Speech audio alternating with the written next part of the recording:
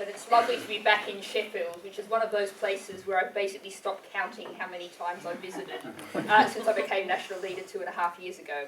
But one of the recent visits was actually something I've been talking about a lot ever since, and that was about 10 days after the election, and that was the anti-austerity march that was organised at very short notice.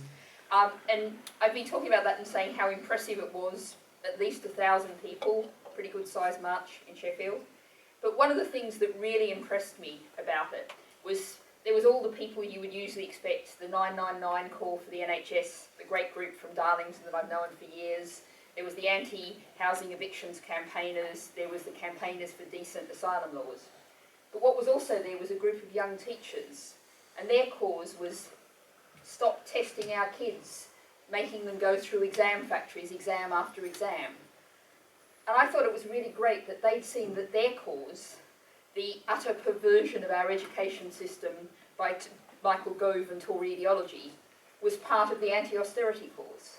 And that's one of the things that I've really been seeing happening in recent weeks, months, particularly since the election, is that people have seen that everyone's got the one cause that's really, really passionately close to their heart, but they've been seeing that we've got to get together and help each other and support each other's causes. And one of the other things that I've seen a lot of, and actually a couple of weeks after I was here on the anti-austerity march in Sheffield, I was down in Swansea, and I have to say you've got lots better weather in Sheffield than they had in Swansea. It bucketed with rain for the whole march. But one of the great things was about 3/4 of the way through, when everyone was just getting a bit like, it's going to rain the whole way, we now know now it's going to rain the whole way, a young lad of about 18 came bounding up beside me and said, "This is my first march. This is just wonderful. There are people who think like me and feel like me." And I think that's a really powerful message, and it's something that I saw both in the big anti-austerity march in London, but also very much in the recent powerful and inspiring Refugees Welcome march in London.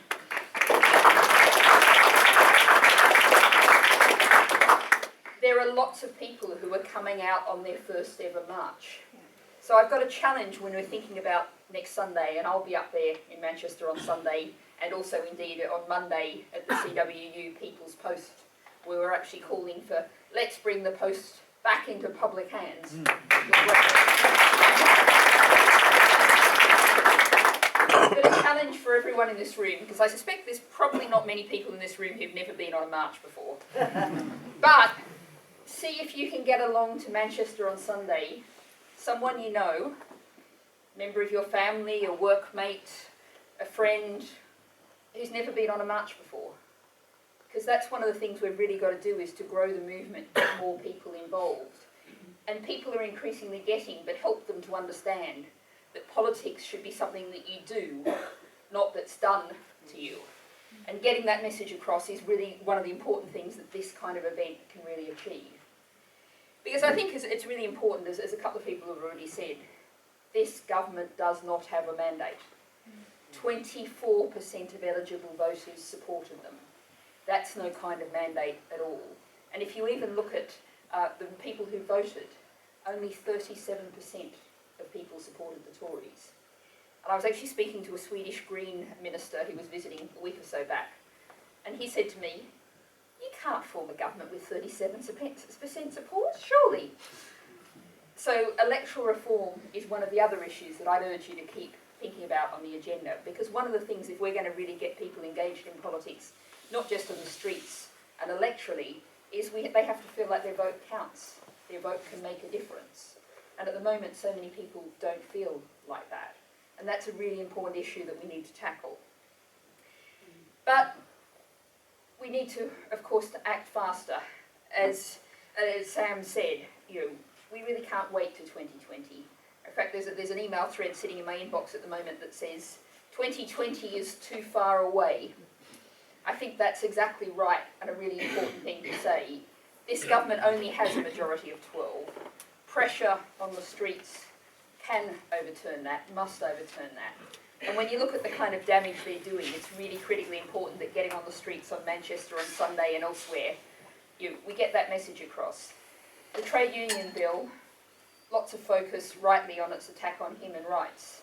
But I was actually doing a fringe at Green Party conference, which finished yesterday, with the NUT and ATL, the teaching unions.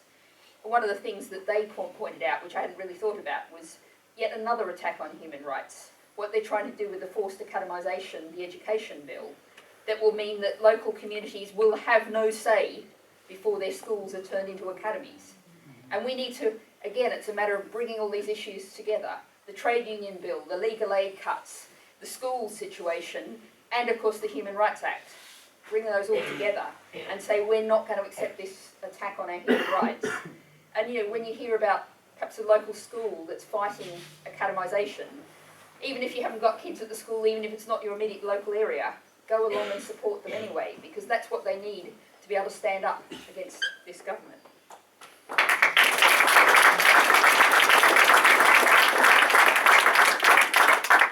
And I think a really important area was we need to really keep pointing out, both on the streets but also just in conversations with our friends, work colleagues and everything else, just how much the Tory ideology is failing in its own terms.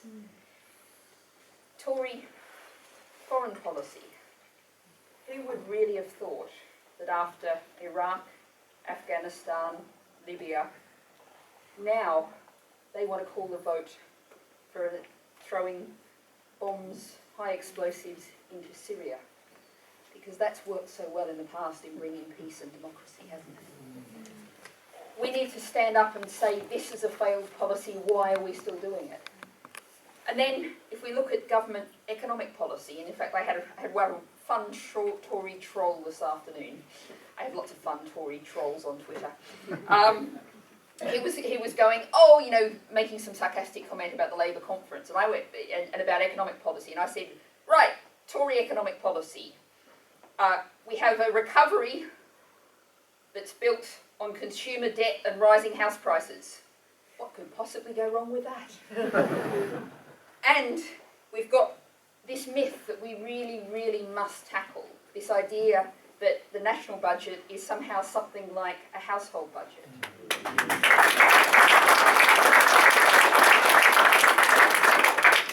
And I know there's some Labour Party people here, and I'm absolutely not going to pick on them, but really do try and tackle this issue about the fiscal charter. John McDonnell has said he's going to sign up to the fiscal charter. Now, there's some stuff in the fine print about saying, oh, this is only the current account, it doesn't apply to borrowing. But really, let's not fall into the Tory trap of the Tory ideology.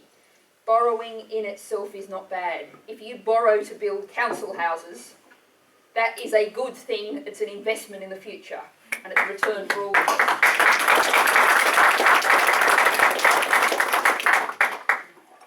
Now, anyone who saw what I was talking about at Green Party conference said, and I'm going to live up to my own strategy, my own argument here, to say that every political debate has to include a reference to climate change. And one of the things that's coming up in a couple of months is the Paris climate talks. And this is really critical to the future, and it's particularly critical to the future of the poorest people in Britain and the poorest people around the world. One of the announcements that was made a day or so back was David Cameron said, it was one of those announcements you really have to read the fine print. He said he's going to dedicate lots of money to helping poor countries around the world deal with the effects of climate change. He's going to take it out of the aid budget. So he's moving money from one place to another. No cheers from me on that. But the other really important point to make is that he's saying it's poor countries that have to deal with this, while he's entirely destroying all of the green measures that would have helped us tackle climate change in Britain. And much more than that, green measures that were creating jobs, creating opportunities for small businesses. I was actually up in the north in a cafe, and a guy in blue overalls with white all over him, I kind of guessed he was a plasterer, came over and said, I'm a plasterer, and why is this government doing this with all the housing, changing the housing rules? And I kind of said, well, I'm the Green Party, so don't hold me responsible for the government. But he worked for a company that had got really into home insulation. He'd skilled himself up, his employer had got all the gear to really lift homes up to standards so people had warm, comfortable, affordable to heat homes. And now this government has pulled the rug underneath from that worker, from that business, and all those people who are going to go through this winter again in cold homes that they can't afford to heat. So it is really worth saying that climate change does underpin everything, but tackling climate change is part of also tackling poverty, it's part of also tackling joblessness and low wages. It's part, when we think about the issues of somewhere like Redcar, and let's spare a thought for the people of Redcar. I was up in the northeast last week, where we've seen a massive loss of jobs. But what we've got is a steel industry where foreign owners have been taking massive profits out and not investing in the kind of technology that we need for the future. And we need to turn that around. We need to invest in renewable energy. We need to invest in things like ultra-low carbon steel. We should be able to produce that in Britain. We've got the technology far better than anywhere else. So that's one of the things that I think that we really need to focus on. Undoubtedly on Sunday the focus will mostly be on how bad the Tories are. And there's lots of stuff to do on that. But let's also think about how we can paint a positive picture that we can build a much better society. As well as pointing out to people what's wrong, we really need to also be presenting with an image, a hope for the future, to say we can have a society in which everyone's got access to the resources for a decent life, no fear, no worry, within our environmental limits. It's a much better society, it's a less stressful society, it's a society that works for the common good, not just for the few. And to finish on that kind of positive note, it really is worth saying, as Sam said, it's very clear that the ruling political philosophy that's dominated our politics for the past few decades, you can call it neoliberalism, you can call it neo-Thatcherism, call it what you like, it's failed, it's bankrupt, and the people don't believe it anymore. That philosophy rose with Thatcher. It's going to fall with Cameron. Let's make it soon.